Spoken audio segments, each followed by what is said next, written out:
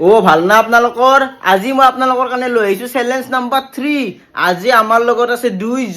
দুইজন মহাবলী বলক তো গাইজ এয়া আমাৰ প্ৰথমজন মহাবলী অনিৰ্বাণ আপোনালোক সকলে চিনি পায় হাজুনে তুমি চ্যালেঞ্জৰ কাৰণে আৰু আমাৰ দ্বিতীয়জন মহাবলী এয়া সত্যজিৎ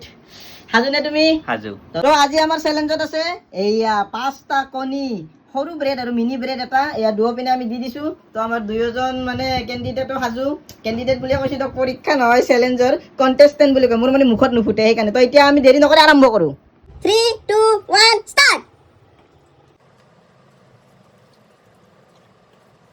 তো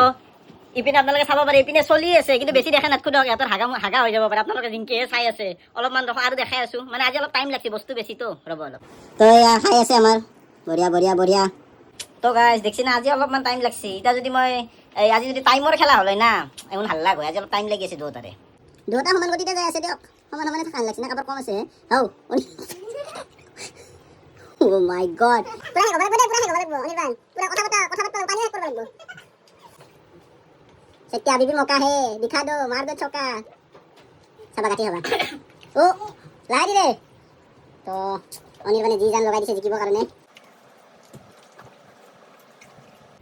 এয়া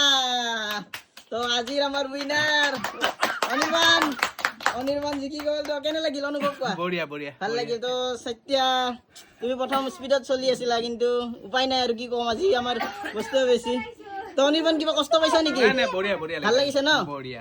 যেহেতু আপোনালোকে জানে আমি চ্যালেঞ্জ পাতিলে কিবা নহলে কিবা এটা গিফট দিমে হয়তো কম দামী হ'ব পাৰে দামী হ'ব তো আজিও আমাৰ হাতত গিফট আছে তো এইটো মই এটা অনিৰ্বাণক প্ৰদান কৰিম অনিৰ্বাণ এইটো তোমাৰ আজি পুৰস্কাৰ বাও তেতিয়া দিয়া গ'ল তোমাৰ আজি পুৰস্কাৰ তুমি সবৰে আগত এইটো খুলি দেখাব লাগিব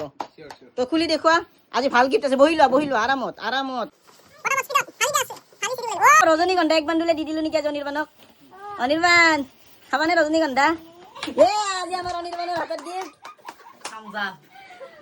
ভাল লাগিল অনিৰ্বাণ ভাল লাগিল বঢ়িয়া তো বঢ়িয়া আৰু সেটো কেনে লাগিল খেলি কেনে লাগিল বঢ়িয়া একদম কম্পিটিটৰ একদম পাৰফেক্ট কম্পিটিটৰ আছিল